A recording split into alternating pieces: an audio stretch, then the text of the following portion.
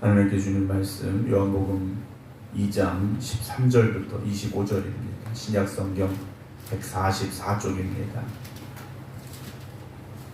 요한복음 2장 13절부터 25절입니다.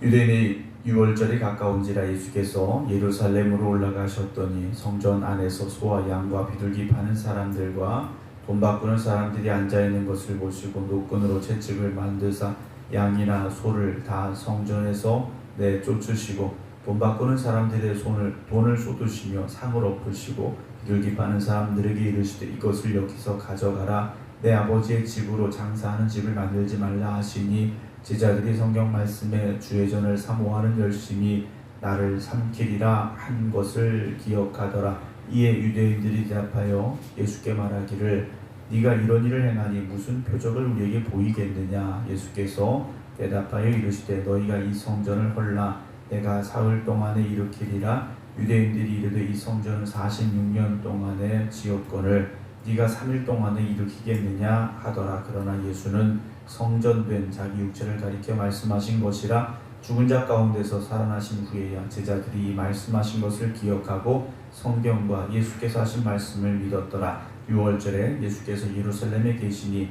많은 사람이 그의 행하시는 표적을 보고 그의 이름을 믿었으나 예수는 그의 몸을 그들에게 의탁하지 아니하셨으니 이는 친히 모든 사람을 아시며 또 사람에 대하여 누구의 증언도 받으실 필요가 없었으니 이는 그가 친히 사람의 속에 있는 것을 아셨음이니라. 아멘. 할렐루야. 하나님께서 우리의 삶을 늘 인도하시고 동행하여 주셨지만 우리 마음속에는 여전히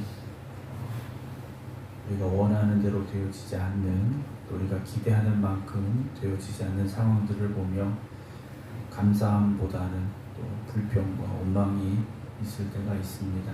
오늘도 함께 기도하는 우리 성도 여러분들의 마음속에 먼저 기쁨과 은혜와 또 감사함이 더하시기를 주님의 이름으로 축원합니다. 늘 감사하자 또 우리가 늘 기뻐하자 말씀을 드립니다만 생각만큼 또 그렇게 쉽지는 않은 것 같습니다.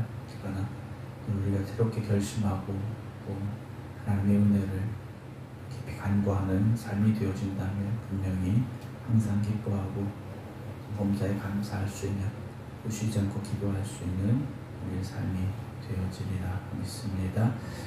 오늘 요한복음 2장 13절부터 15절 말씀은 예수님께서 유월절이 가까워서 예루살렘으로 올라가셨던 말씀으로 시작을 하고 있는데요.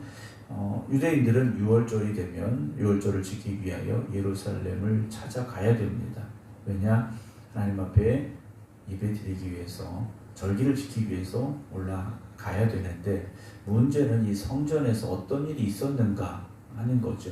물론 오늘 이 성전에서 있었던 예수님의 이 성전을 깨끗하게 하시려던 이 모습은 그 당시에만 성전이 온전하지 못했던 것이 아니라 어느 순간에서부터인가 점점 성전이 하나님 앞에 예배드리는 자리, 기도하는 자리, 찬양하는 자리가 아니라 자신의 이익을 구하는 자리, 그런 자리가 되어져 왔다라는 것을 볼 수가 있는데요. 예수님께서 오늘 찾으신 성전은 우리가 알고 있는 헤롯 왕이 유대인들의 마음을 사려고 크게 증축을 한 성전입니다. 오늘 말씀에도 20절에 나옵니다만 우리가 46년 동안 이 성전을 고치고 또 새로 짓고 그래서 화려하게 지으려 했던 성전이 바로 예루살렘 성전이고, 헤롯 왕은 그로 인해서 이스라엘 백성들에게 좀 환심을 얻고 또 이스라엘 백성들의 왕으로서 자신의 그런 권위를 내세우려 했던 곳이 바로 오늘 예수님이 올라가셨던 성전인데, 14절 보면 이 성전 안에서 먼저 만나게 되는 것이 무엇이냐? 소와 양과 비둘기 파는 사람, 그리고 돈 바꿔주는 사람들을 만나게 됩니다. 성전에 들어가는데 정말 성전의 그 은혜를 사모하며 나아가는 그들의 발걸음을 만날 수 있어야 되는데 소와 양과 비둘기 파는 사람들, 그러면 사람들만 있었다는 것이 아니라 소와 양과 비둘기도 거기 있었다라는 것이겠죠. 마치 가축 시장을 방불하는 모습이 거기 벌어져 있었던 겁니다. 벌려져 있었다라는 것이. 그럼 왜 여기서 소와 양과 비둘기를 팔았느냐? 이 당시에 유대인들이 이스라엘 백성들이 성전에 가서 제사를 드려야 되는데 제물로 쓰여질 소와 양과 비둘기를 우리가 알고 있듯이 집에서부터 가지고 가야 되는데 거리가 멀다 보니까 가다가 흠이 생길 수 있습니다. 온전한 제물이 되지 못하니까 그걸로 제물을 할 수가 없는 것이고, 또 이 당시에 나라가 망하고 이미 포로로 끌려가 있던 상황에서 흩어진 유대인들이 있습니다. 어떤 상황에서도 외국에 나가 있었던 유대인들도 있었을 것이고, 이들이 절기를 지키기 위해서 먼 길을 와야 되는 겁니다. 배를 타고 와야 되겠죠. 그 당시에는 배를 타고 와야 되고 말을 타고 와야 되고, 이런데 소나 양과 비둘기를 가져올 수가 없는 상황이 된 거죠. 그들을 위해서 성전 앞에서 소와 양과 비둘기를 팔았는데, 이게 앞에서 판 것이 아니라 성전 안에까지 들어오게 됐더라는 겁니다. 그리고 헌금을 드려야 되는데 예루살렘의 성전에는 성전 안에서 쓰여지는 돈으로 헌금을 해야 되는 겁니다. 왜냐? 당시 외국인들이 쓰고 있었던 돈들, 그 당시에 로마나 기타 외국에서 쓰여지는 돈들을 보면 한쪽에는 황제의 얼굴이 그려져 있는 동전이 많았습니다. 그래서 이건 성전에 드릴 수가 없었던 거죠. 그래서 성전에 헌금을 하기 위해서는 우리말로 하면 환전을 해야 되는 겁니다. 그래서 돈 바꿔주는 사람들이 거기 있었다라는 거죠. 물론 예배 드리기 위한 어떤 준비를 위해서 이들이 필요했을 것이라 생각을 합니다. 그런데 이제는 그 필요를 넘어서서 그들이 성전의 주인처럼 자리 잡고 있었고, 또 이러한 사람들과 결탁해서 제사장들이, 어떤 이들이 막대한 부를 추구하는 일들이 벌어지고 많았다라는 거죠. 예를 들어서 소 한 마리에 100만 원을 받으면 되는데 200만 원 받을 수도 있는 것이고, 환전을 해주는데 적정한 환율로 환전을 해주면 되는데 오히려 더 비싸게 돈을 바꿔주는 일들이 벌어졌고, 그로 인하여 제사장들 가운데 또는 관리들 가운데 돈을 축적하는 이들이 생겨나게 됐다라는 거죠. 그래서 성전을 통해서 돈을 벌려고 하는 이들이 있었다라는 겁니다. 15절, 이걸 예수님께서 보셨죠. 그럼 예수님께서 이때 처음 이걸 보셨느냐? 예수님도 절기 때마다 성전에 가셨을 겁니다. 계속해서 보셨던 모습들이라는 거죠. 그럼 왜 그전에는 안 하시고 이제 와서 하시느냐? 이제 주님께서 진정한 어린 양이 되심을 우리에게 보여주기 위하심인데, 노끈으로 채찍을 망사 양이나 소를 다 성전에서 내쫓으시고 돈 바꾸는 사람들의 돈을 쏘시며 이 상을 엎으십니다. 그러면서 비둘기 파는 사람들에게 말씀을 하시죠. 여기서 이것을 가져가라. 내 아버지의 집으로 장사하는 집을 만들지 말라라고 말씀을 하셔요. 아버지의 집을 장사하는 집으로 만들지 말라. 성전 밖에서 해도 될 것을 성전 안까지 끌어들여왔고, 성전의 그 거룩함을 이들이 훼손시켜 버렸기 때문이다라는 거죠. 물론 이 거룩함이라는 단어를 어떻게 해석하느냐, 여러 가지 많은 해석이 있을 수 있겠습니다. 그런데 정말 중요한 것은 하나님 앞에 예배드리는 예배자의 마음, 그 본질을 잃어서는 안 된다는 거죠. 예배의 모습이, 여러분 우리가 생각해보면 10년 전, 20년 전, 50년 전의 예배 모습과 지금의 예배 모습은 조금 달라진 부분들이 분명히 있습니다. 그렇죠? 시대가 변하기 때문에, 어떤 상황들, 환경들이 변하기 때문에 예배의 모습은 조금씩 변화되어질 수밖에 없습니다. 그러나 중요한 것은 예배의 본질은 잃어서는 안 된다는 거죠. 예배가 무엇인가, 그 본질을 잃어버리는 예배가 되어서는 안 된다는 거죠. 예배의 본질이 무엇이겠습니까? 죄인된 우리가 하나님 앞에 나아가서 우리의 죄를 회개하고, 하나님께서 우리의 모든 죄를 회개함으로 나아갈 때 우리가 예수 그리스도 십자가로 말미암아 죄 사함 받고 구세주가 우리가 되심을 고백하며 나아가는 우리들에게 하나님께서 죄 사함을 선언해 주시고, 그래서 우리가 드리는 예배를 통해 하나님 영광을 받으시고, 우리가 기도하고 우리가 찬송할 때 하나님께 성령의 영을 더하여 주시어서 우리가 이 땅에서 하나님의 자녀로, 하나님의 일꾼들로, 복음의 증인들로 살아가는 결단과 고백이 있게 하시는 그런 모든 과정들이 예배를 통해서 이루어져야 되는 것이고, 그러한 예배를 우리가 빼앗겨서는 안 된다라는 거죠. 그런데 어찌 보면 형식적인 예배만 남아지고 만 거죠. 나 가서 서로 재물을 드렸어. 뭐 나 돈 바꿔서 많이 헌금했어. 이것만 남아버리고 마는 성전이 된 것은 아니겠느냐라는 거죠. 그래서 주님께서 그런 말씀을 하신 것 같습니다. 내 아버지의 집을 장사하는 집으로 만들지 말라. 제자들이 성경 말씀에 주의 전을 사모하는 열심히 나를 삼키리라 한 것을 기억하더라 라고 사도 요한은 이 상황에 대해서 설명을 기록을 하고 있습니다. 이에 유대인들이 대답하여 예수께 말하기를 네가 이런 일을 행하니 무슨 표적을 우리에게 보이겠느냐. 예수님 말씀하시죠. 너희가 이 성전을 헐라 내가 사흘 동안에 일으키리라. 유대인들이 이 성전을 46년 동안에 지었거늘 네가 3일 동안에 일으키겠느냐 하더라. 그러나 예수는 성전된 자기 육체를 가리켜 말씀하신 것이다 라고 사도 요한은 설명을 하고 있습니다. 왜냐 제자들도 그때는 모르는 거죠. 22절 보면 죽은 자 가운데 살아나신 후에 제자들이 이 말씀하신 것을 기억하고 성경과 예수께서 하신 말씀을 믿었더라.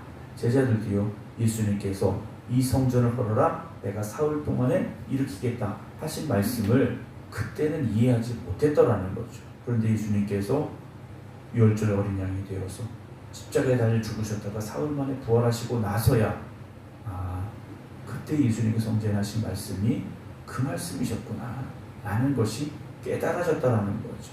사람들은 눈에 보이는 성전을 이야기했지만 주님은 자신의 몸이 성전임을 말씀하고 계셨다 라고 사도 요한은 이후에 이것이 깨달아졌음을 우리에게 전하고 있습니다.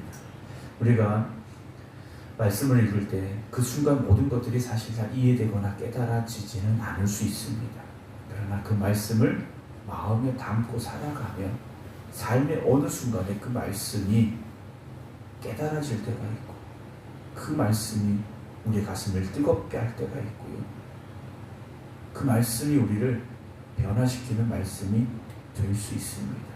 그래서 우리가 성경을 꾸준히 읽어야 되고 또 올해 성경 필사를 결심하시고 시작하신 분들 그 말씀을 그저 종이에 한자 기록하는 것으로 끝나는 것이 아니라 하나님께서 내 마음에 깊이 새겨주시기를 기도하며 그 말씀을 한자 기록해 내려가시기 바랍니다. 23절 6월절에 예수께서 예루살렘에 계시니 많은 사람이 그 행하시는 표적을 보고 그의 이름을 믿었으나 예수님께서 예루살렘에 계시면서 많은 표적을 행하신 것 같습니다. 그러나 사람들이요 예수님의 이름을 믿기는 믿었는데 예수님께서 그의 몸을 그들에게 의탁하지 아니하셨다 라고 말씀하십니다. 이는 친히 모든 사람을 아셨기 때문인데 또 사람에 대해 누구의 증언도 받으실 필요가 없었으니 이는 그가 친히 사람의 속에 있는 것을 아셨기 때문이다 라고 말씀하시죠. 우리가 보기에는 참 열심히 있는 사람인 것처럼 보일 수 있습니다. 그러나 하나님 보시기에는 그렇지 않을 수도 있다라는 거죠. 물론 우리가 보여지는 건 하지 말아야 된다, 안 해도 된다라는 말씀이 아니에요. 그러나 보여지는 것을 행하되 우리의 중심에도 하나님을 향한 뜨거운 열심이 있어야 된다는 것을 우리는 잊지 말아야 됩니다. 성전이 되어주시고자 이 땅에 오신 주님, 우리의 대속의 제물이 되어주시고자 이 땅에 오신 주님을 바라보면서 우리도 주님이 가지셨던 그 열심을 갖기를 주님의 이름으로 부탁을 드립니다. 우리가 겉으로만 뜨겁고 겉으로만 열심히 있고 겉으로만 그럴듯한 신앙인들이 되어지지 마시고 정말 우리의 속사람에서부터 결심하고 거듭나고 변화되어져서 오늘도 하나님의 기쁨이 되어지는 우리의 모든 삶이 되어져야 할 것입니다. 그러려면 하나님의 은혜 가운데 거해야 됩니다. 깊은 은혜 가운데 거하면 이건 자연스럽게 될 수밖에 없습니다. 은혜 없이 하려고 하니까 겉으로 드러나는 것에만 집중하게 되고 보여지는 것에만 힘쓰게 되지 않습니까? 그러나 은혜의 품에 거하게 되면 우리의 말도 우리의 생각도 우리의 행동도요 그 은혜에 따라 살아갈 수밖에 없습니다. 오늘도 하나님 우리에게 더 큰 은혜를 주시기를 사모하시고 그 은혜 가운데 거하여 하나님의 영광을 위해 살아갈 수 있는 우리 모두가 되기를 주님의 이름으로 축원합니다. 기도하겠습니다. 주님께서 찾으신 예루살렘 성전을 하나님의 영광을 위하여 온전히 드려지지 못하고 있는 모습을 보며 책망하고 꾸짖으시고 그들을 내쫓으셨습니다. 오늘 우리가 이 성전을 위하여 기도합니다. 하나님이 세워주신 이 성전이 형식적인 예배에 머무르는 교회가 되지 아니하게 하시고 우리의 영과 진정을 다하여 드리는 예배가 되게 하여 주시옵시고 그런 예배드림을 통하여 이 성전이 하나님의 영광을 높여드릴 수 있는 성전이 되게 하시고 하나님이 기뻐 받으시는 예배자들로 충만한 예배가 드려지는 성전 되게 하여 주시옵소서. 오늘도 이 새벽 간절히 하나님 앞에 기도드립니다. 하나님의 말씀을 우리에게 주실 때 그 말씀이 우리를 깨닫게 하시는 말씀이 될 줄로 믿사오니 그 말씀을 마음에 깊이 새기고 살아가는 저희들 되게 하여 주시옵소서. 특별히 2025년 성경 필사를 결심하고 시작한 이들을 기억하여 주시옵시고 저들의 마음속에 하나님의 말씀이 깊이 새겨지게 하여 주시옵소서.